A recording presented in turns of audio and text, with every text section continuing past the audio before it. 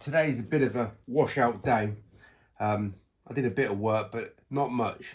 When it's just horrible, dull, wet weather, sometimes for me anyway, it's best for me to just not bother.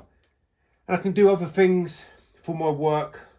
Well, right now I'm going to change some rubbers over. So I'm prepared for, hopefully tomorrow will be a better day. So got some questions that I could maybe answer that people have asked me over the last few weeks and months.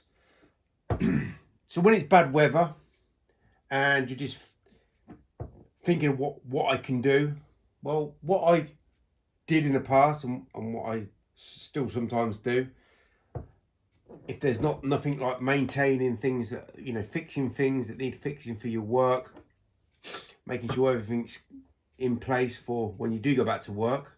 When it's bad weather, I would go looking for work, and not really go looking for work residential wise. Go to retail parks, go to estate, industrial estates, factories, places like that. In the past, I've picked up jobs I wouldn't even imagine working in these places, but if it wasn't for those rainy days, I wouldn't have got those jobs. It just put me out of my, not comfort zone, but my zone of working where I would typically work. And luckily, it's just right time, right place.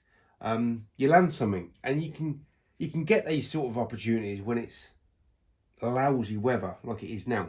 So what I did here, that rubber on the other side started to wear, but this side of the rubber is fresh. So I've just flipped that rubber here, but this rubber is worn both sides, so I'm going to replace this rubber, and the other two squeegees that I'm going to fix and sort out, I'm just going to flip over. Right, so that rubber I don't need. I just need to cut a new bit of rubber here. And there is my paper clip, right? So very rarely do I lose my paper clips, and if I do lose a paper clip, I've got plenty more to replace. So I'm just going to cut this rubber how I do it. Just basically, it's like a bit of an estimate, because it will be exact once I've threaded it through and put my paper clips in. So that's what I would do. So if you're thinking about what you can be doing, you can always go looking for work in places where you would typically not see yourself working, and you never know, you can build up a bit of a business in a completely new area of working. It's still window cleaning, but it's not what you imagined doing. And I find when it's bad weather, when you go to residential places, people quite often will just turn you away. You turn up to do the work, or you text them to say I'm coming, and they just let you down. Well, they don't let you down, they just don't want their windows cleaning when it's lousy weather. But you could go find yourself some indoor work, you can find yourself some shelter work, working under a shelter. You can still find and do window cleaning work when it's pretty bad weather. You just got to go and look for it. So another little tip I can share with you, which happened at the weekend. Just went out shopping with the wife, and I always, wherever I go, I always take business details with me, because when you're in business, I find that I'm always switched on. I'm always looking for opportunities. And when I look at a job, and I think I would love to do that job, I never think to myself, if I can get this job, I'll do it for, the highest price possible. I don't look at jobs like that. What I do is I look for jobs that I know is gonna, well, first of all, I'm gonna do it traditionally, but know is gonna tax me, is going to push me, because it's complicated. There's things that are typically problematic: deep sills, deep ledges, bolted glass where you've got to do your squeegee work, and you've got to go around bolted big bolts of that's holding the glass panes together, big panes of glass, really high panes of glass. So I went shopping at this retail place, and I used to work there, and over the years I just lost the work. The businesses went out of business, and they get replaced by other businesses, and I just ended up not working there in the end. But I went shopping there at the weekend, and I just saw a load of work that, but it didn't even look like there was a window cleaner. Apparently there is a window cleaner there, but they look so bad. I mean, they're huge jobs. Anyway, I went in and spoke to some of the people in the, the managers. And I always ask for the person in charge. No point speaking to an everyday person. You need to speak to the person in charge, the decision maker. Not always you can find that decision maker. Anyway, I went in, and it was like right time, right place again. I could have been anyone. They just wanted a window cleaner, and I was there, right time, right place. And wherever I go, in all the vehicles that I drive around in, or when I'm going out with a wife, I make sure she's always carrying leaflets.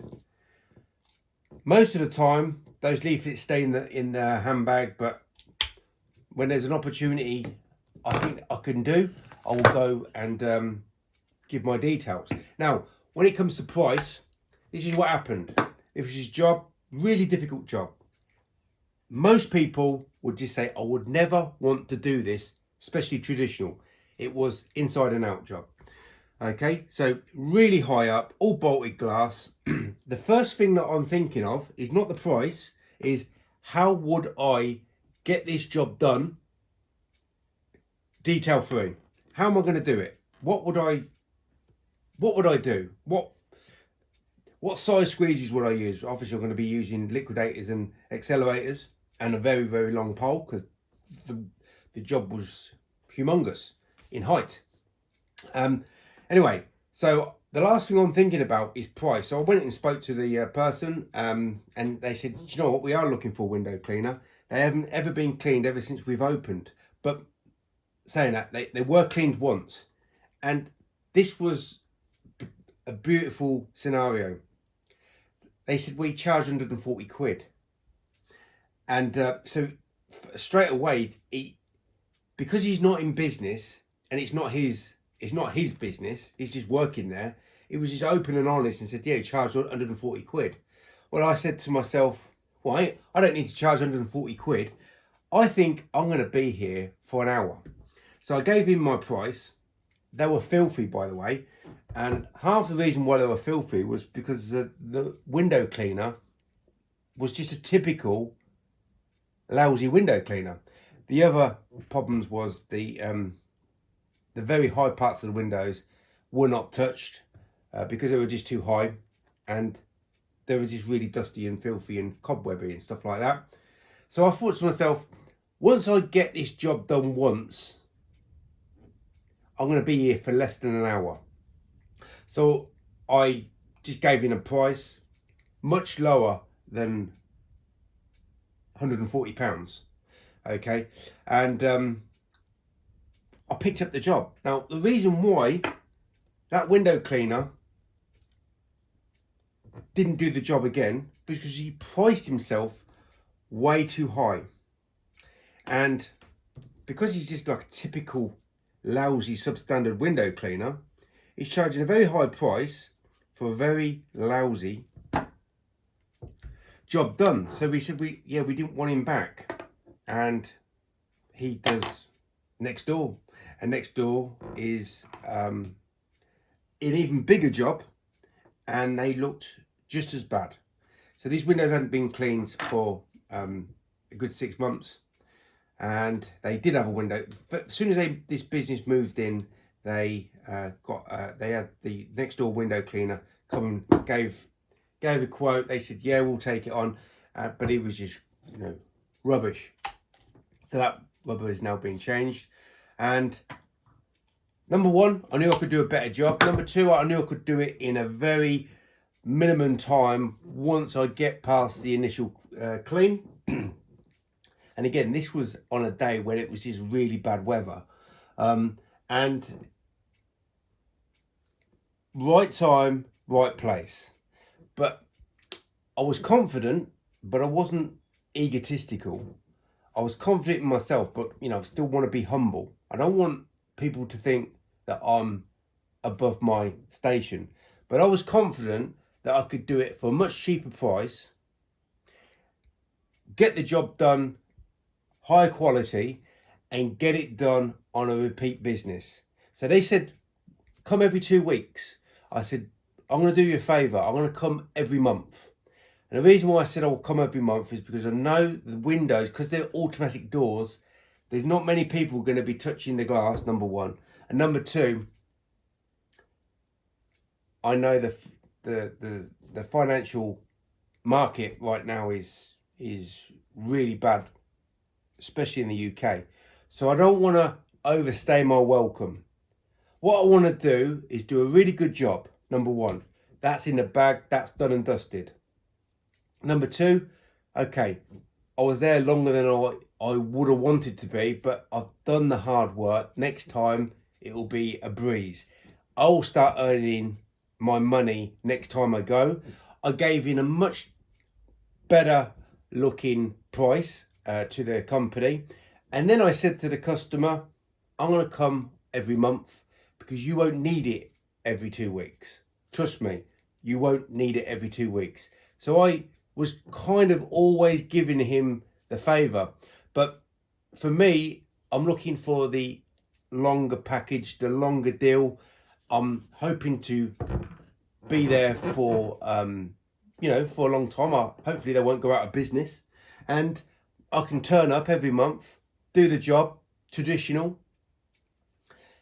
do it at a very convenient time for me as well. It was a nice early start, 6 o'clock. By 7 o'clock, I'll be finished, I'll be gone and doing my other work. It's all convenience for me, and it's convenience for that customer. So I gave him a better deal, I gave him a better package, and I kept saying to him, no, you don't need it this often, you need it a little bit less, and you can, you know, enjoy your shop. It's a massive shop front, and next door is 3 times as bigger.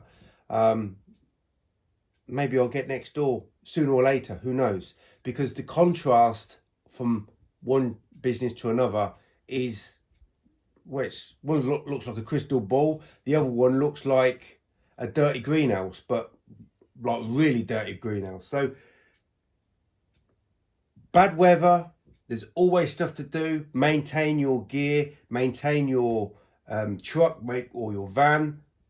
Make sure everything's in perfect working order for when you do go back to work, and also look for work in obscure places, because you never know where you can land these new jobs and take your business to a high level.